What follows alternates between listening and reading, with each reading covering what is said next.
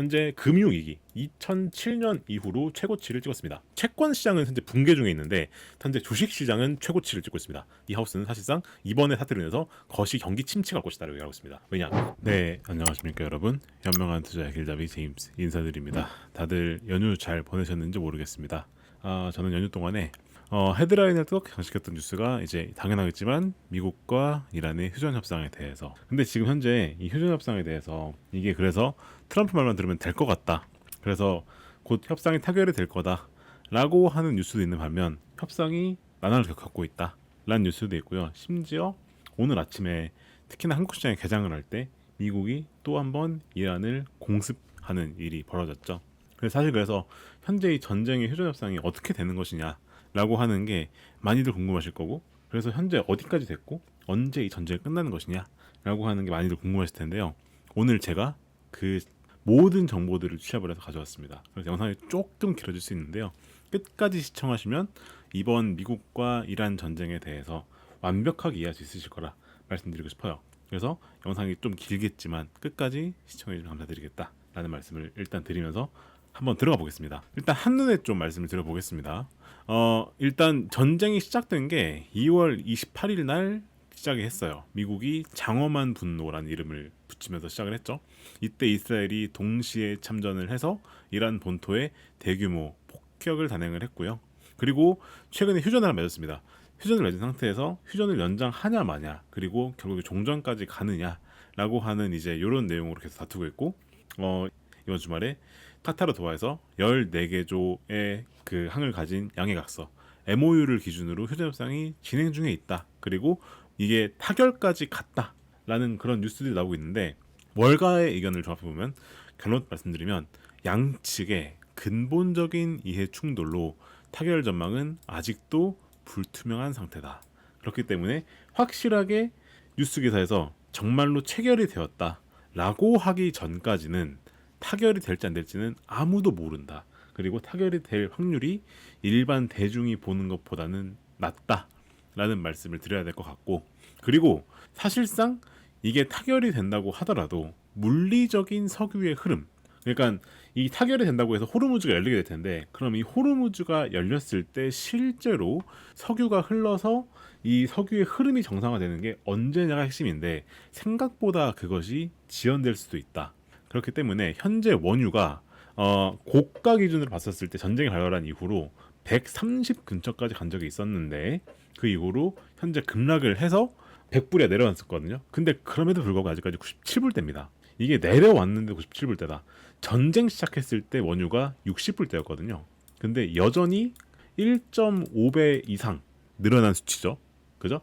그렇게 아직까지 유가가 버티고 있는 이유이다 라고 보셔야 될 것 같고요. 그 와중에 주식은 사상 최고가를 돌파하고 랠리를 펼치고 있습니다. 우리나라도 오늘 코스피가 사상 최고치를 돌파를 했거든요. 여기에 대한 배경에는 궁극적으로 AI라고 하는 단 하나의 테마가 현재 전체 시장을 끌어올리고 있다라고 보셔야 될 것 같은데, 이 와중에 채권 시장은 장기 국채 수익률이 수십 년 만에 최고치를 찍고 higher for longer, 그러니까 인플레이션이 계속 갈 수 있다라는 그런 공포 상태에서 현재 시장에서 되게 다양한 시그널을 보내고 있다.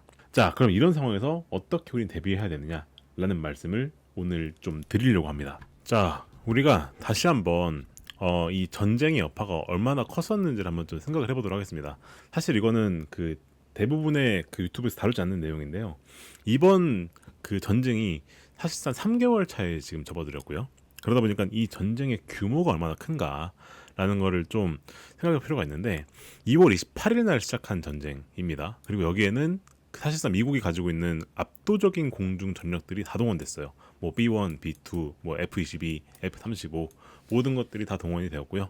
그리고 이번 전쟁의 핵심 목표는 무엇이냐? 이란의 핵무기를 영구적으로 없애는 게 목표다.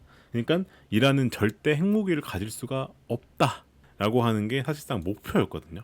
그렇기 때문에 이 전쟁이 성공했다라고 하는 걸 미국 입장에서 얘기하려면 무조건 이란이 핵을 포기해야 됩니다. 그렇지 않으면 트럼프가 정치적인 명분이 서질 않습니다. 애초에 이 전쟁을 시작했던 이유가 이란의 핵무기 획득을 차단한 거기 때문에 사실상 이게 어떻게 보면 전쟁의 알파이자 오메가이다 라고 볼 수 있겠단 말이죠. 그 과정에서요, 현재까지 추산되는 바로는 미국이 그 출격을 한 게 총 10,000번 출동을 했고요. 타격 목표물 13,000개 이상 타격을 했고, 그리고 그 과정에서 이란의 배가 파괴된 게 100척이 넘습니다. 근데 이 모든 과정에서 그 들어간 돈을 계산해 보면은 300억 달러가 들어갔습니다. 300억 달러. 미국의 1년 국방비가 저희가 1조 원이라 얘기하지 않습니까? 1조 달러. 근데 그 중에서 사실상 거의 30%를 쓴 거죠. 요즘엔 뭐 2조 달러 얘기했는데 2조 달러라고 계산을 하더라도 사실상 거의 15%에 달하는 막대한 국방비를 쓴 겁니다. 그래서 이 전쟁이 어떻게 보면은 경제적으로 봤었을 때도 미국 입장에서 상당히 부담스러운 이제 그러한 전쟁이었다. 근데 그게 지금도 계속 이어지고 있는 거죠. 아직 끝나지 않고. 그렇다 보니까 이미 지출한 금액이 290억 정도는 된다라는 그런 뉴스가 있습니다. 이건 뒤에 말씀드리겠지만 채권 시장에 있어서는 매우 큰 악재입니다. 왜냐? 그럼 이 돈 어디서 메꿀 것이냐? 당연하겠지만 다 채권으로 메꾸겠죠. 그래서 미국에 대한 재정 부담이 더 커지고 있다라고 하는 것도 나중에 얘기가 나올 거고요. 그래서 사실 이렇게까지 전쟁이 길어질 줄은 아무도 몰랐을 겁니다. 당초 예상 훨씬 초과한 거예요. 이란이 생각보다 잘 버틴 거죠. 이란이 생각보다 잘 버텼어요. 거기에 배경은 이란이 구축한 통합 방공망과 전자전, 그리고 호르무즈를 막아서 호르무즈의 기뢰를 배포해서 그런 전략을 펼치는 그런 재래식 전술이 어떻게 보면은 미국이 가지고 있는 고가치 항공 자산, 그러니까 그런 공습 무기들보다 훨씬 더 그 예상보다도 강력했었다라고 하는 이제 그러한 내용이다라고 보셔야 될 것 같습니다. 실제로 미국 외 같은 경우 현재 지금 이 전쟁 비용의 급증에 대해서 집중 청문회를 진행한 적까지 있어요. 그러니까 전쟁 비용이 예상보다 더 나왔다라는 거죠. 이제 이런 부분들이 어떻게 보면은 그 이번 전쟁의 여파 중 하나이겠다라고 보셔야 될 것 같다는 겁니다. 근데 어쨌거나 저쨌거나 이 전쟁이 계속 이어지고 있는 와중에서 휴전 협상은 계속 이어지고 있습니다. 이 휴전 협상에 그 얘기가 나오고 있는 게 14개조로 구분이 된 MOU에 대한 얘기가 현재 나오고 있습니다. 근데 이 MOU의 내용들이 이게 소스마다 다릅니다. 발표되는 곳마다 다른데 그 종합해보면 이렇습니다. 종합해보면은 1단계는 뭐냐? 이게 그 전쟁을 2단계로 끝내자라고 얘기를 하고 있는 건데요. 일단 1단계에서는 물류 인프라를 정상화를 하자. 60일 동안 임시 휴전을 하면서 물류 인프라를 정상화시키자. 그래서 여기에서 그 이란이 해야 될 것은 60일간 임시 휴전을 하면서 호르무즈 해협에 대해서 항행을 자유롭게 해주자. 그리고 미국은 어떤 거를 해주길 이란 입장에서 바라느냐? 미국이 현재 이란에 대해서 제재를 하고 있습니다. 근데 이 제재를 해제해줘라. 그리고 이란의 동결 자산, 현재 이란이 국외에 보유한 자산들이 다 동결되어 있는데 이 부분들을 접근할 수 있게 허용해달라라고 하는 게 쟁점이고요.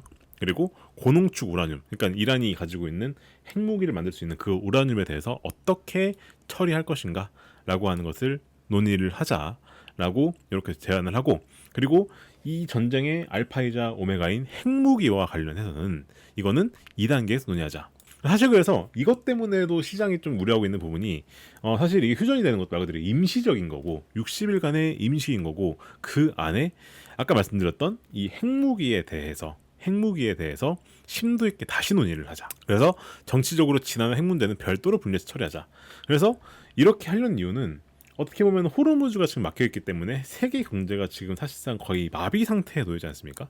그래서 이 핵무기를 논의를 하고 모든 거를 논의 끝낸 다음에 정전에 들어가기에는 이 핵무기에 대한 이란과 미국의 입장이 너무 다르다 보니까 일단 이거는 별도로 제껴놓고 이건 나중에 논의하고 일단은 휴전부터 하자 라는 정도까지 갔다는 얘기예요.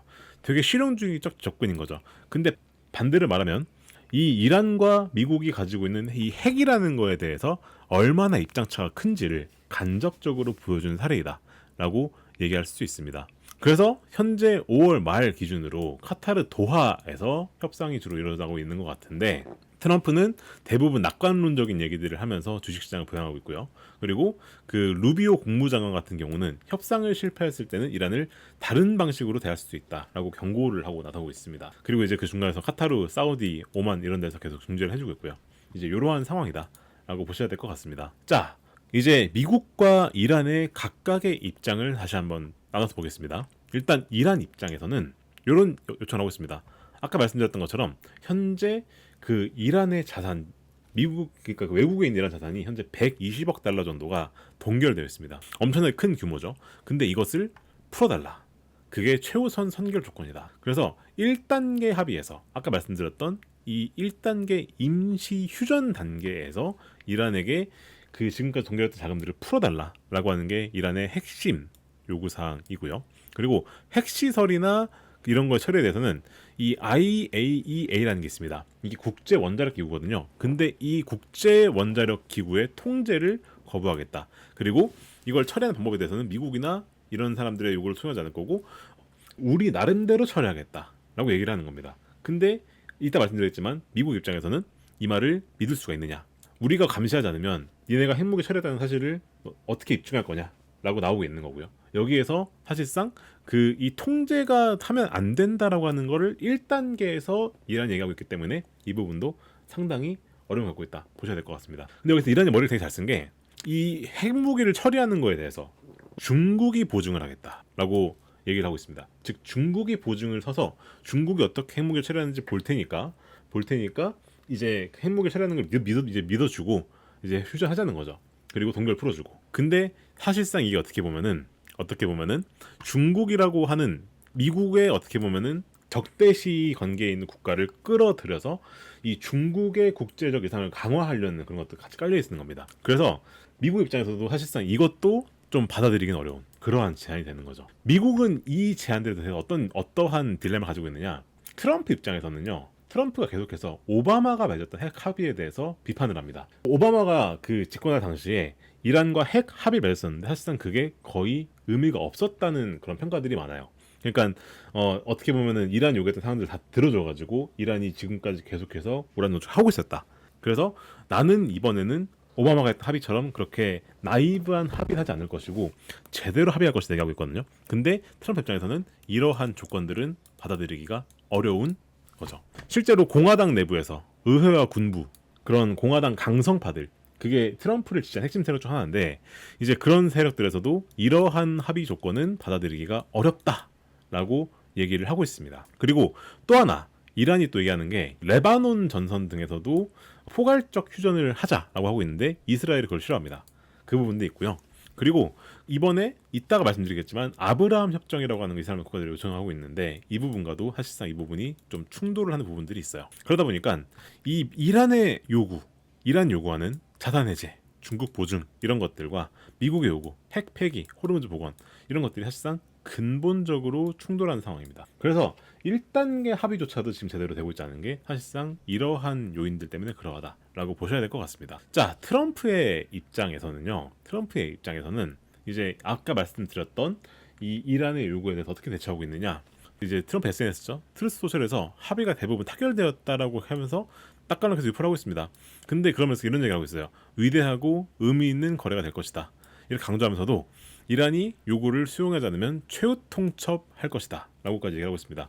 그리고 이 부분은 대명확했습니다. 사실상 이 낙관론적인 이런 거는 거의 무시하셔도 되고요. 이 말은 반드시 했어요. 어제가 미국 기준으로 현충일이거든요. 메모리얼 데이라고 하는데 여기서 이렇게 얘기했습니다. 이란은 결코 핵무기를 갖지 못할 것이다 라고 천명했습니다. 이 부분은 사실상 타협이 불가능하다라는 것을 어제 명확하게 했습니다. 그리고 루비오 국무장관 이분이 이제 미국의 2인자급이죠. 근데 이분도 얘기하신 게 그 호르무즈 재개방이 될 것 같은데 안 된 경우에는 다른 방식으로 대응하겠다. 이게 이제 군사적 옵션을 얘기하는 거겠죠. 이런 식으로 약간 이중적인 그런 말을 했습니다. 자, 그러한 와중에도 오늘 아침에 미국 시장 기준으로 야간입니다. 25일 야간에 이란의 남부 지역을 폭격을 했어요. 그래서 군사 힘을 발휘를 한 거죠. 발휘를 한 겁니다. 그래서 이렇게 얘기를 하면서 아까 말씀드렸던 이러한 이란에 대한 최후 통첩 이런 것들을 명확하게 하겠다라고 하는 시그널을 계속 보내는 거죠. 그러면서 협상이 되고 있다는 낙관론을 펼치면서 시장을 안심시키려고 하는 이제 그러한 전략을 펼치고 있다라고 보셔야 될 것 같습니다. 이거는 저희가 강온 양면 전략이라고 부르는 거예요. 그러니까 외교적으로 계속 회유하는 거죠. 외교적으로는 이제 우리 협상할 거야, 잘 될 거야 라고 회유를 하면서도 극단적인 군사합을 강화를 하면서 이란이 협상을 할까 말까를 시험하면서도 현장에서는 우리가 맘만 먹으면 언제든지 물리적인 방법을 무력할 수 있다라고 하는 그러한 의지를 보여주는 행위를 하고 있다라고 보셔야 될 것 같다라는 겁니다. 자, 이 와중에 이스라엘도 우리가 주목해서 봐야 되는데 이스라엘은 현재 지금 이 협상에서 사실상 고립되어 있습니다. 사실 이 전쟁에 이스라엘도 플레이어로 참여할 입장인데 이 협상 자체는 어떻게 보면은 빠져 있어요. 자, 근데 이스라엘의 목적은 뭐였느냐? 이스라엘의 목적은 이란 혁명 체제 자체를 전복시키자가 목적이었습니다. 그러니까 이란은 현재 신정 체제를 유지하고 있죠. 근데 그 신정 체제를 뒤집어 엎자라는 걸 썼는데, 근데 그건 사실상 미달된 상태입니다. 그 이제 현재 최고 지도자가 그 죽은 하메네이 있죠. 죽은 최고 지도자 하메네이 말고 그 하메네이 아들이 현재 지금 집권에 있죠. 그 말은 뭔 말이냐? 아직 정권 교체는 되지 않았다라는 말인 겁니다. 그리고 동결 자산을 해제하는 거는 이스라엘 입장에서 레드라인이에요. 왜냐? 그렇게 되면은 이란에게 수십억 달러의 경제적 회제를 다시 주게 될 텐데, 이렇게 되면 이란이 그동안 뭐 할까요? 당연하지만 이란이 그돈 가지고 군사력을 증강하겠죠. 이거는 오바마가 맺었던 합의보다 더 느슨한 합의거든요.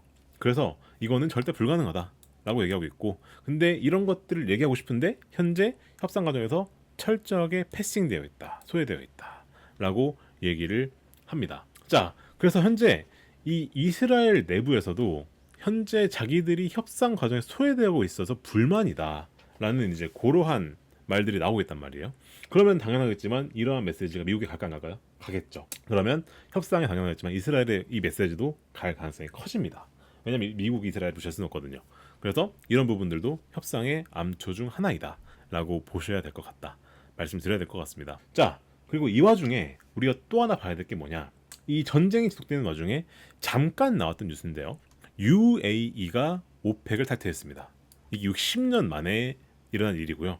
60년 에너지 패권이 이제 바뀌려고 하는 그러한 아주 큰 이벤트 중 하나입니다. 이게 5월 1일자에 글로벌 원유 공급량의 12%를 차지하는 UAE가 오펙을 전격 탈퇴했습니다. 그래서 60년간 오펙의 핵심 멤버이자 그룹 내에서 생산량 3위를 담당하던 대국이 나간 거고요. 자, 이때 나가면서 했던 말이 뭐냐? 최적의 시기다 라고 얘기를 했습니다. 자, 이렇게 되면은 그 전쟁으로 인한 글로벌 원유 공급이 수렴에 달해서 증발하면서 탈퇴를 한 게 된 거거든요. 이렇게 되면은 사실상 이제 호르무즈 해협에 맞서서 오만만의 그 자기들 나름대로의 파이프라인을 만들어서 이제 그걸 하겠다라고 얘기를 한 건데요. 이게 어떻게 보면은 사우디아라비아의 지역 내 리더십에 심한 단타격을 입게 된 것이고, 이게 전쟁이 끝난 이후에 원유의 전반적 흐름에 대해서 아주 큰 변화를 가져온 그러한 사건 중에 하나다라고 보셔야 될 것 같단 말이죠. 이렇게 되면은 이 원유 시장의 공급의 주도권이 전통적인 카르텔, 그러니까 오펙에서 결정하는 게 아니라 개별産油국의 자율 경제 체제로 재편될 거거든요. 근데 이게 이따 말씀드리겠지만 원유의 물동량 회복과 연관이 되게 됩니다. 이건 이따 다시 말씀드리도록 하고요. 자, 그래서 결론부터 보게 되면은 그 전쟁이 일어난 전과 후를 비교했었을 때, 아까도 말씀드렸지만 사실 원유 가격이 전쟁 시장 전에는 선물 시장 기준으로 브렌트가 60불대였거든요. 근데 지금은 내려와서 90불대입니다. 그래서 실제로 미국 내에서 판매되는 그 현재 기름 가격을 보게 되면은 디젤 같은 경우에는 상승률이 49% 뛰었고요. 그리고 제트연료는 56% 뛰었고, 그리고 난방유는 55% 뛰었고요. 가솔린은 무려 66% 뛰었습니다. 그러다 보니까 제조업 PMI가 지금 폭등했습니다. 2020 이후 최고로 폭등을 했고요. 그리고 여기에 나와 있는 이 상승률을 다 더해보면요, 현재 추정 물가 상승률이 4.2%까지 뜁니다. CPI가. 그래서 이렇게 되면은 기업들이 궁극적으로는 처음에는 이 원유 가격을, 원자재 가격들을, 그리고 선반 보험료를 전부 다 흡수하려고 할 텐데 어느 순간엔 소비자에게 전가하기 시작할 거란 말이에요. 근데 그게 사실상 지금 나오기 시작했다, 보여야 될 것 같고요. 그리고 소비자 심리 지수가 현재 44.8까지 급락했습니다. 이게 어떻게 보면은 집계된 이래로 거의 최저치를 찍은 건데요. 이건 뭔 말이냐면은 이 원유 가격이 올랐다라고 하는 것이 소비자에게 있어서 매우 크게 현재 걱정거리로 작용을 시작한 단계가 왔다. 근데 이런 걸 저희가 비용 인상형 스태그플레이션이라고 하고, 이게 1970년대에 오일 쇼크가 있었을 때 일어났던 것과 똑같은 일이 현재 일어나고 있는 겁니다. 이 비용 인상형이라는 건 뭐냐? 말 그대로 물가가 너무 올라가는데, 이 물가가 올라가는 게 수요 측면의 물가 상승이 아니라 공급 사이드, 그러니까 원유가 공급되지 않기 때문에 생기는 그 인플레이션 때문에 그 경기 침체가 오는 걸 이제 우리가 비용 인상 스태그플레이션 하거든요. 정확히 그렇게 일어나고 있죠. 유가가 올랐기 때문에 현재 소비자 심리가 급락한 상황, 즉 소비자 심리가 결국 경기를 얘기하는 건데, 그게 급락해서 소비자들은 현재 지금 침체급의 그러한 심리를 느끼고 있다라고 하는 거니까 사실상 현재 이 상황으로 가고 있다라고 말을 해도 무방한 상황이라는 거죠. 자, 그래서 호르무즈 해협 봉쇄가 사실상 1970년대에 1, 2차 오일 쇼크를 연상시키는 전형적 비용 인상형 인플레이션 쇼크를 현재 보여주고 있다. 이 에너지 가격이 급등하는 게 물류, 운송, 제조업 전반의 필수 투입 비용을 기하급수적으로 높이는 상태다라고 보셔야 될 것 같다라는 겁니다. 자, 이렇게 되면은 어디가 가장 먼저 반응하느냐? 사실 주식 시장도 이런 뉴스에 반응을 하지만 가장 먼저 반응하는 건 어디냐? 채권 시장입니다. 채권 시장. 그래서 현재 지금 채권 시장이 사실상 붕괴할 정도로 엄청나게 글로벌적으로 금리가 오르고 있습니다. 채권의 금리가 올라간다는 건 채권의 가격은 내려간다는 거죠. 이렇게 된 배경이 무엇이냐? higher for longer에 대한 걱정이 나오기 시작했다. 그러니까 아까 말씀드렸던 내용 중에서 CPI가 집계된 말에 따르면 4.2% 오른다 말씀드렸죠. 이것은 곧 물가가 오른다는 얘기지 않습니까? 그렇게 되면은 금리가 올라갈 수 있다. 왜냐? 이제 CPI가 내려오는 줄 알았는데 다시 유가가 올라가면서 물가가 다시 올라오고 있으니까 그렇게 되면은 다시 금리 인상 사이클 들어가는 거 아니냐라는 걱정을 하기 시작한 거고요. 그러다 보니까 채권 금리가 올라가기 시작한 거죠. 그것도 매우 가파르게. 그래서 현재 미국의 장기국채 수익률 10년물, 30년물 할 거 없이 현재 금융위기 2007년 이후로 최고치를 찍었습니다. 그리고 그 중에서 가장 크게 오른 국채 중 하나가 영국의 길트채거든요. 영국의 길트채. 이게 5.8%까지 찍었습니다. 엄청나게 오른 거죠. 그래서 이렇게 되면 유럽 쪽에서도 아주 큰 이슈가 나올 수가 있고, 그리고 유럽 중앙은행은 사실상 6월 달에 금리를 올릴 수 있다라는 얘기를 이미 하기 시작했습니다. 그러면서 기술적 경기 침체가 이어질 수 있다라고 하는 얘기까지 나올 수 있다는 얘기인 거죠. 자, 이렇게 된 배경에는 사실 미국 금리도 올라가는 마찬가지지만 에너지 대외 의존도가 유로존에 되게 높거든요. 그러니까 에너지를 아랍 쪽에서 수입하는 게 되게 많았기 때문에 사실상 이 호르무즈 막혔다고 하는 거에 대해서 가장 치명타를 보는 게 유로존과 아시아 국가들입니다. 그래서 특히나 우리나라도 더더군다나 그렇고요. 그래서 우리나라도 7월 달에는 금리를 올릴 수도 있다는 얘기가 나오기 시작했어요. 그래서 우리나라 현재 국채 금리도 엄청 오르고 있죠.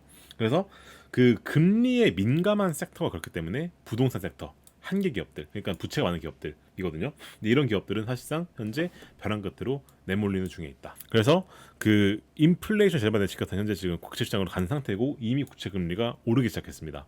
그래서 이 중앙은행들이 금리를 올릴 수 있다는 공포가 사실상 채권 시장엔 이미 반영이 된 상태예요. 그래서 현재 장기 금리가 올라가고 있다라고 보셔야 되는 겁니다. 근데 놀라운 사실은 현재 주식 시장은 최고치를 찍고 있습니다. 채권 시장은 현재 붕괴 중에 있는데 특히나 미국 주식 시장을 필두로 한, 그리고 특히 우리나라 주식 시장을 필두로 한 이제 그 주식 시장들은 현재 그 사상 최고치를 돌파해서 가고 있습니다. 근데 여기에는 단 하나의 테마가 작용하고 있는데 뭐냐? 그것은 AI 인프라 투자입니다. AI 인프라 투자. 그리고 빅테크 기업들의 실적. 그러니까 뭐 이란이 전쟁을 하던 말던 원유가 오르든 말던 AI 인프라 투자는 계속 할 거고, 그리고 AI는 계속 발전할 거고 라고 하는 그러한 낙관론이 지금 현재 시장에서 계속 나오고 있는 거죠. 근데 다른 위험 자산, 특히나 비트코인 같은 경우에는 사실상 직접적으로 영향을 받았습니다. 그래서 이번 연휴 때도 비트코인이 아주 드라마틱하게 업등락을 했죠. 그죠? 근데 이 지정한 리스크에 되게 민감한 그런 자산들은 현재 급락하고 있는데 주식만 현재 버티고 있다. 이제 거기에는 궁극적으로 봤을 때 AI 인프라 투자와 빅테크 실적이라고 하는 이것 때문에 그 계속 가고 있는 그러한 장세다. 그래서 사실상 이 정도로 양극화가 된 적이 역사 봤을 때 거의 드뭅니다.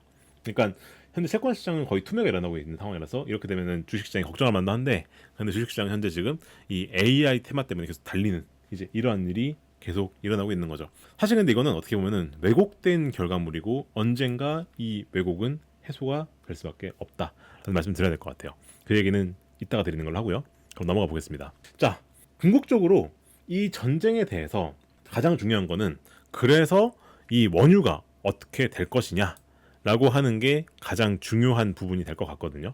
근데 그 평균적인 전망치를 보게 되면요, 골드만삭스 같은 경우에는요 90불을 봅니다. 평균치로. 그리고 모건 스탠리도 90불 정도를 보고요. 뱅크 오브 아메리카는 77불 정도를 보고 JP 모건은 60불을 보는데, 사실 JP 모건 이따 말씀드리겠지만 JP 모건은 경기 침체를 보고 있습니다. 그러다 보니까 60불로 내려올 것을 얘기하고 있고 바클레이즈도 100불을 봅니다. 근데 보게 되면은 대부분의 하우스들이 이 유가가 전쟁이 심지어 타결돼서 끝나더라도 80에서 90불 사이를 봅니다. 이게 어떻게 보면은 전쟁 전인 60불보다는 더 높은 거거든요. 근데 만약에 부정적 시나리오로 간다. 뭐 예를 들어서 해협이 그 좀 빨리 안 열린다. 그러니까 아니면은 협상이 타결되더라도 이 해협에 배들이 지나다니는 게 지연된다. 라는 일이 일어나기 시작하면은 그때부터는 유가가 기본적으로 100불 이상 유지될 것이다. 라고 보는 하우스들이 대부분입니다. 자, 이렇게 되면은 물가가 내려올까 안 내려올까 했었을 때 당연하지만 못 내려옵니다. 못 내려오고요. 그리고 테일 리스크, 이거는 뭐 이제 분쟁이 격화되는 거겠죠. 이렇게 되면은 뱅크 오브 아메리카 같은 경우에는 제시 불가. 그러니까 원유가 가격이 어디까지 갈지 우리 모르겠다까지 얘기를 하고 있어요. 그래서 실질적으로 최악의 상황을 가정했었을 때는 진짜 원유가 100불 넘는 거는 기본 사실이 되는 거고, 최선을 보더라도 전쟁 전보다는 원유가 높을 것이다 라고 보는 것이 주요 월스트리트 아이브들의 의견이다. 근데 이게 어떻게 보면은 이미 이 호르무즈 해협이 한 막히지 않았습니까? 막힌 게 다시 해소가 되어서 흐르려면은 시간이 걸린다는 거예요. 그러니까 사람들이 생각하는 게 협상이 되더라도 이게 바로 열리는 게 아니거든요. 바로 열리는 게 아니라 이미 이란이 심어놨던 기뢰도 제거해야 되고, 그리고 다시 물동량이 흘러가지고 그게 공급이 원활하게 일어나려면은 배가 가야 되겠죠. 그래서 배가 흘러가야 될 텐데 거기에 걸리는 물리적 시간이 있습니다. 그것 때문에 유가가 구조적으로 가격이 올라갈 것이다라고 보는 거예요. 그렇기 때문에 전쟁 전후 세계는 전혀 다른 세계가 펼쳐지는 것은 자명한 사실이다 라고 사실상 대부분의 IB가 보고 있습니다. 자, 각 IB들의 의견을 조금 자세히만 보면요, 일단 골드만삭스 같은 경우에는 재고가 현재 고갈되고 있다는 것을 가장 우려하고 있습니다. 현재 전 세계 원유가 5월 중 사상 최대치인 하루 평균 110만에서 100,200만 배럴까지 엄청 빠르게 감소하고 있다. 근데 이렇게 되면은 향후 소비 수요의 101분밖에 안 나왔다 그러거든요, 현재. 그래서 사실상 8년 만에 최저치에 근접했다. 재고가 고갈된 속도가 너무 빠르다라는 얘기예요. 그래서 이게 어떻게 보면은 이제 이 기준 가격 자체를 이게 갈수록 올릴 수밖에 없는 게, 이 타결이 늦게 되면 늦게 될수록, 그리고 타결이 빨리 되더라도 정상화가 늦게 되면 늦게 될수록 이 재고 측면에서의 이 충격이 클 거기 때문에 유가는 평소보다 높을 수밖에 없다라는 의견을 펼치는 거고요. 그리고 모건 스탠리 같은 경우에는 이제 본질적 시스템 충격으로 이번 사태를 규정하고 있습니다. 그래서 아까 말씀드렸던 것처럼 평균 유가 전망치를 80불로 높인다 라고 얘기를 했고요. 그리고 해협의 실질적 폐쇄가 가을까지 이어진다 라고 한다면 이때부터는 통제 불능이 될 것이다 라고 얘기를 합니다. 그래서 이제 이런 부분들이 사실상 월가 아이비들의 공통적 의견인데, 제가 그냥 똑같은 얘기를 하죠. 궁극적으로 봤었을 때 물리적 석유 흐름의 구조적 얘기가 왔다. 그래서 협상 타결 보도에도 실제 물리적 흐름은 줄어들 것이다. 정상화까지는 최소 수개월간 구조적 지연이 불가피하다 라는 얘기 한다라는 겁니다. JP 모건 같은 경우가 가장 어떻게 보면 안 좋게 보는 그런 하우스 중 하나인데, 이 하우스는 사실상 이번에 사태로 인해서 거시 경기 침체가 올 것이다 라고 얘기하고, 왜냐, 아까 말씀드렸던 것처럼 그 유가가 오르면서 현재 지금 소비자 심리 지수가 되게 낮아진 상태죠.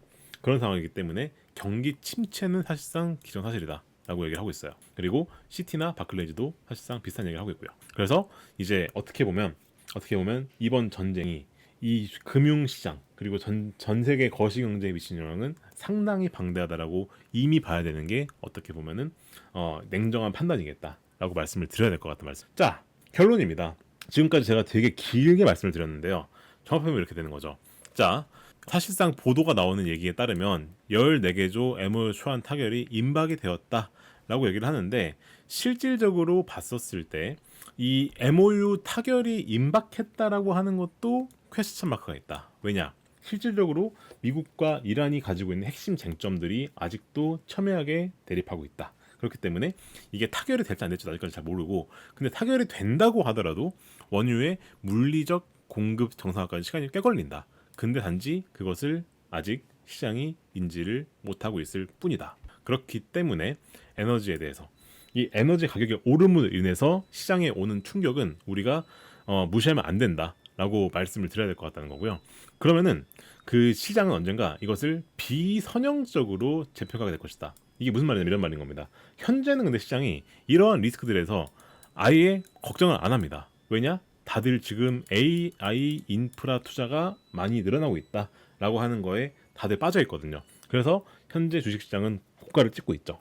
고가를 찍고 있는데 언젠가 주식시장은 수개월 내로 이 거시경제적 환상에 붕괴하는 이 지정 현실 사이, 이것을 다시 한번 냉정하게 받아들여야 될 것이다. 그래서 비선형적 평가할 것이다. 그러니까 당장 평가하는 게 아니라 나중에 평가를 할 거기 때문에 그때가 되면은 한번 시장에 급락이 올 수도 있다라는 경고를 하는 거죠. 근데 이렇게 되면은 우리는 어떻게 포트폴리오를 짜야 되느냐? 이렇게 포트폴리오를 짜야 되겠죠. 사실 AI 테마가 현재 계속 가는 건 맞고 실적이 좋은 것도 맞습니다. 그렇기 때문에 이 시장을 주도하는 이 AI와 다른 인프라 이런 데에 대한 투자는 어떻게 보면은 실적이 좋으니까 계속 이어가는 건 합당한 솔루션이죠. 근데 언제든지 자산에 대한 재평가, 즉 이런 그 아까 말씀드렸던 원유 가격으로 인해서 거시 경제가 침체로 가는, 그리고 물가가 올라서 금리가 올라가는 이러한 거는 언제 시장에 어떻게 반영이 될지 모른다. 그렇기 때문에 그 부분에 대한 해지를 반드시 해야 된다. 그래서 보수적인 포트폴리오 다변화가 필수적이다. 뭐 그래서 이제 인플레가 올라갔을 때 대비할 부분들, 그리고 이러한 악재들을 시장이 한꺼번에 반영해서 오게 될 급락에 대한 그런 부분들, 이제 이러한 것들을 우리가 챙겨가면서 투자를 해야 된다라는 말씀을 드려야 되겠다는 말인 거죠. 자, 여기까지 보신 분들을 위해서 이런 보수적인 포트폴리오 다변화, 이거는 어떻게 해야 되느냐? 자, 저희 고정 댓글에 가보시면요, 이제 이러한 사이트 링크가 있을 겁니다. 여기 있는 게 이제 저에 대한 소개 페이지를 나열해 놓은 겁니다. 저는 원래는 컴퓨터 공학을 전공을 했고 현재는 퀀터스라는 회사를 운영하고 있는 대표이기도 하고요. 전에는 숭실대학교에서 강의도 잠깐 했었습니다. 이제 제가 투자하는 방식을 퀀트 투자라고 부르거든요. 이 링크에 오시면 퀀트 투자에 참여 방법이 여기 들어있습니다. 여기 VIP 프로그램도 있고요. 그리고 무료 세미나도 들어있습니다. 그래서 관심 있으신 분들은 아래 고정 댓글 참고하시면 제 사이트가 들어있으니까요. 한번 가셔서 보시면 아까 말씀드렸던 이러한 복잡한 상황에 대비할 수 있는 보수적인 포트폴리오 어떻게 작성할 수 있는가라는 거를 거기서 말씀을 드릴 수가 있을 것 같습니다. 네, 그러면 오늘 영상은 여기까지 하는 것으로 하고요. 저희 유튜브 채널 구독과 좋아요, 알림 설정까지 꼭 부탁을 드리겠습니다. 그럼 저는 다음에 인사를 드리겠습니다. 감사합니다.